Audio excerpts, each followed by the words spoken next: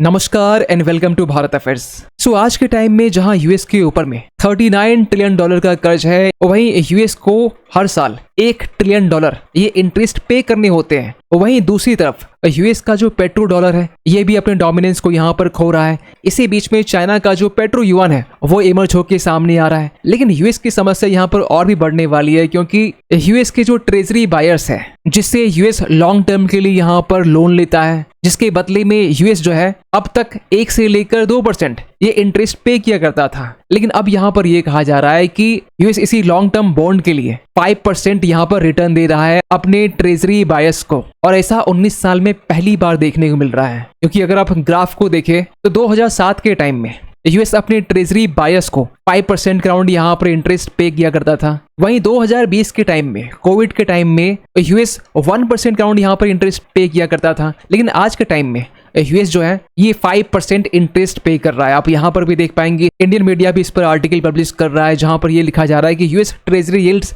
Hit 5%, जो साफ साफ ये इंडिकेशन कर रहा है कि यूएस में जो महंगाई दर है ये काफी ज्यादा बढ़ चुका है। जो फिस्कल डेफिसिट है, जिसको लेकर हमने पहले ही वीडियो बनाया है, ये भी काफी ज्यादा बढ़ चुका है, जहां पर यूएस खर्च ज्यादा कर रहा है लेकिन जो रेवेन्यू है वो कम जनरेट हो रही है। और कहीं न कहीं जो रिसेंट ऐसे अपडेट निकल के आ रहे हैं ना, इसके पीछे यूएस ईरान कॉन्फ्लिक्ट इन सब के पीछे रिस्पॉन्सिबल है। सो यहाँ पर क्या कुछ देखने को मिल रहा है, कैसे यहाँ पर यूएस जो है अपने ही डेट साइकिल में यहाँ पर फंसने वाला है, और क्यों यहाँ पर कहा जा रहा है कि यूएस जो अपनी सुपर पावर का जो टैग है ये अब खो रहा है, और चाइना यूएस के सुपर पावर को यहाँ पर चैलेंज कर रहा है। डिस्कस करते इस टॉपिक को डिटेल से। सो रिसेंटली ये हुआ है कि यूएस में पहली बार 2007-8 के टाइम में जब ग्लोबल फाइनेंशियल क्राइसिस आता है, उस टाइम में यूएस ने पहली बार जो ट्रेजरी बायर्स होते हैं, जिससे यूएस यहाँ पर लोन लिया करता है सस्ते रेट में 1 से 2% के राउंड में, अब यहाँ पर जो यूएस है इसी लोन का जो इंटरेस्ट है ये 5% यहाँ पर पे कर रहा है, जो साफ साफ ये सिग्नल दे रहा है कि यूएस की जो ग्रोथ है अब यहाँ पर डिक्लाइन हो रही है। जो बायर्स है इनका विश्वास जो डॉलर के ऊपर में अब वो कम होता जा रहा है। इनकी तरफ से जो रिस्क प्रीमियम है उनकी भी ज्यादा डिमांड की जा रही है, और इन सब का जो अल्टीमेट इम्पैक्ट है ना, ये यूएस के हाउसिंग मार्केट के ऊपर में देखने को मिलता है। जहां पर रिसेंटली ऐसे आर्टिकल पब्लिश हो रहे थे जहां पर ये कहा जा रहा था कि यूएस का जो हाउसिंग मार्केट है ये आगे आने वाले टाइम में क्रैश हो सकता है। क्योंकि जब यूएस यहाँ पर 5% का इंटरेस्ट ऑफर कर रहा है, तो यूएस के जो लोग हैं इन्हें तो यहाँ पर इनसे भी ज्यादा जो इंटरेस्ट है वो पे करने होंगे। फॉर एग्जाम्पल अगर हाउसिंग की बात करें तो यहाँ पर इन्हें 9 से लेकर 10% जो इंटरेस्ट है वो पे करने होंगे। वहीं दुनिया भर के जो फॉरेन सेंट्रल बैंक हैं, जैसे कि चाइना, जापान, सऊदी अरेबिया, जो तीनों यहाँ पर 30% यूएस डेट को यहाँ पर होल्ड करते हैं, इन्होंने भी आज के टाइम में यूएस के ट्रेजेस को यहाँ पर डंप करना स्टार्ट कर चुके हैं। आप यहाँ पर भी देख पाएंगे, चाइना हो या भारत हो, पिछले 2 साल से जो यूएस ट्रेजरी होल्डिंग है यहाँ पर कम कर रहे हैं। आप देख पाएंगे 2025 का आंकड़े यहाँ पर ये कहते हैं कि भारत 21% जो होल्डिंग है यहाँ पर कम कर चुका है। इवन कि चाइना के केस में 2025 का आंकड़े यहाँ पर ये कहते हैं कि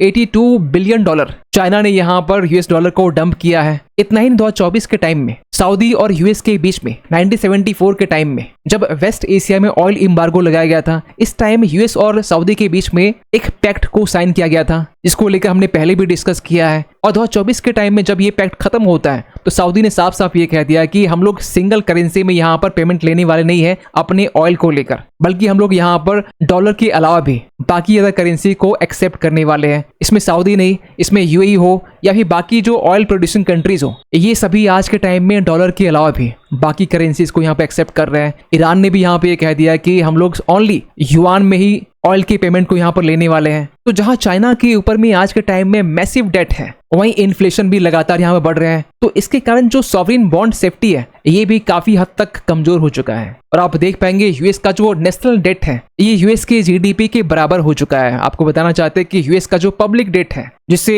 यूएस जो है दुनिया भर के जो सेंट्रल बैंक्स है इससे लोन लेता है, जो 31.27 ट्रिलियन डॉलर के राउंड में है, ये अब यूएस के जीडीपी के बराबर हो चुका है, जो कि 31.22 ट्रिलियन डॉलर का है। और ऐसा पहली बार देखने को मिला था 1945 के टाइम में जब वर्ल्ड वॉर 2 खत्म होता है। इवन की कोविड-19 के टाइम में भी 2020 के टाइम में जो डेट है ये यूएस के जीडीपी के आसपास में थे, लेकिन एक बार फिर से 2026 में due to West Asia crisis और ट्रम्प की फेल्ड फॉरेन पॉलिसी के कारण जो यूएस का नेशनल डेट है ये यूएस के जीडीपी के बराबर हो चुका है और इससे यूएस जो है अपने ही डेट साइकिल में फंसता जा रहा है। वैसे आपको बता दें कि यूएस के ऊपर में टोटल जो कर्ज है ना ये 39 ट्रिलियन डॉलर का है, जिसमें यूएस हर साल 1 ट्रिलियन डॉलर जो है इंटरेस्ट पे करता है। फिस्कल डेफिसिट भी यहाँ पर 2 ट्रिलियन डॉलर ज्यादा हो चुके हैं। तो यूएस अपनी डेट को कम करने के लिए ज्यादा से ज्यादा यहाँ पर और भी कर्ज लेता है। वहीं इसके बदले में जो इन्वेस्टर्स हैं हायर यील्ड्स की यहाँ पर डिमांड करते हैं, जिससे यूएस के ऊपर में जो इंटरेस्ट बर्डन है वो बढ़ जाता है। फिर इसके बाद जो यूएस है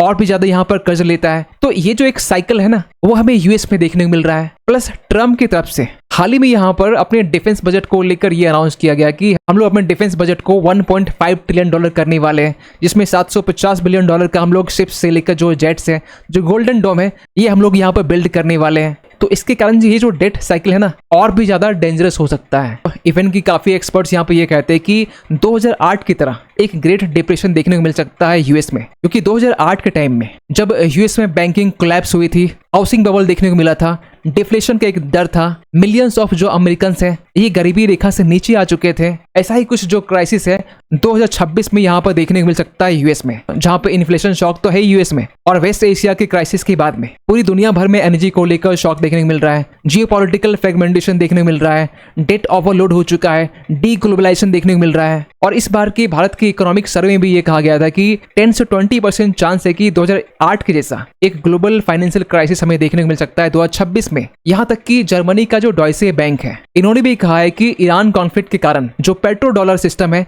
ये कमजोर हो सकता है और इसके जगह पर जो पेट्रो युआन है ये यहाँ पर मजबूत हो सकता है। और हमने वेस्ट एशिया क्राइसिस में देखा भी है, ईरान जहाँ पर पेट्रो युआन की डिमांड कर रहा है, यहाँ तक कि यूएई से लेकर जो सऊदी है और बाकी जो जीसीसी कंट्रीज है ये भी अब युआन में पेमेंट करना प्रीफर कर रहे हैं। इवन कि यहाँ पर यह भी कहा जा रहा है कि यूएस के ऊपर जो टोटल कर्ज है ये आगे आने वाले टाइम में यूएस के जीडीपी से भी आगे निकल सकता है। तो कहा यह जा रहा है कि ये 150% यूएस के जीडीपी से भी ज्यादा हो सकता है। तो यूएस के इस सिचुएशन को देखते हुए काफी जियोपॉलिटिकल एक्सपर्ट यहाँ पर ये कह रहे हैं कि यूएस के ऊपर जो अब तक सुपर पावर का जो टेक यहाँ पर देखने को मिल रहा था, अब ये चीजें कहीं न कहीं छीनता हुआ दिखाई दे रहा है और इसके जगह पर जो इमर्जिंग पावर है, जो चाइना है, ये यूएस को रिप्लेस करना चाहता है। और रिसेंटली हमने देखा भी है जब ट्रम्प चाइना विजिट करते हैं, चाइना के प्रेसिडेंट से ही मिलते हैं और इसी बीच में शी जिनपिंग अपने स्पीच के दौरान में ये कहते हैं कि we all need to work together to avoid the Thucydides trap.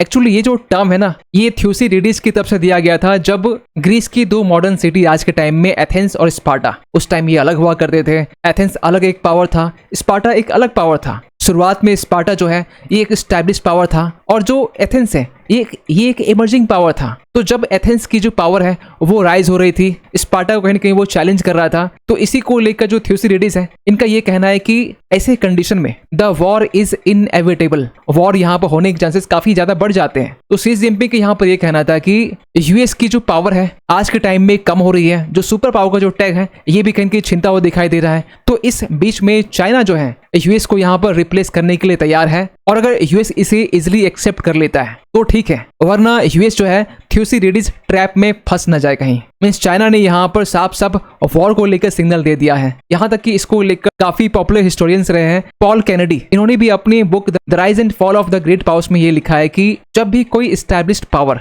अपनी पावर को ओवर स्ट्रेच कर लेता है, जिसे यहाँ पर इंपेरियल ओवर स्ट्रेच कहा गया है, जिस तरीके से यूके ने एक टाइम में पूरी दुनिया भर में कॉलोनीज यहाँ पर बनाना स्टार्ट की, उसी तरीके से जो यूएस है आज के टाइम में यूएस के जो बेस है वो वेस्ट एशिया में देखने मिलते हैं। वहीं यूक्रेन की बात करें तो यूक्रेन को भी यहाँ पर डिफेंस सपोर्ट प्रोवाइड किया जा रहा है। इवन कि ईरान में भी यहाँ पर इन्वॉल्व है। इसके पहले यहाँ पर जो वेनेजुएला के प्रेसिडेंट है निकोलस मदुरो, इन्हें भी यहाँ पर हटाया गया है। ताइवान में भी यहाँ पर अपने पावर को स्ट्रेच कर चुका है। जापान में भी हमें यूएस का जो डिफेंस सिस्टम है थर्ड वो हमें देखने को मिलता है। साउथ कोरिया में भी आज के टाइम में यूएस के ट्रूप्स हैं। तो यहाँ पर पॉल कैनेडी का ये कहना है कि जब भी कोई सुपर पावर में इंपेरियल ओवर स्ट्रेच देखने को मिलता है तो एक टाइम ऐसा भी आता है जब जो एस्टैब्लिश्ड पावर है ये यहाँ पर कमजोर होना स्टार्ट होती है और इसी बीच में एक इमर्जिंग पावर होता है जो इस चीज को रिप्लेस करता है। हमने यूके के केस में जिस तरीके से देखा, जहां यूके की पावर यहाँ पर फॉल हुई, जहां इजिप्ट से भी लड़ना यहाँ पर इनके लिए मुश्किल हो गया था, इसी बीच में यूएस यहाँ पर राइज होता है और यूएस एक लंबे टाइम तक अपनी सुपर पावर को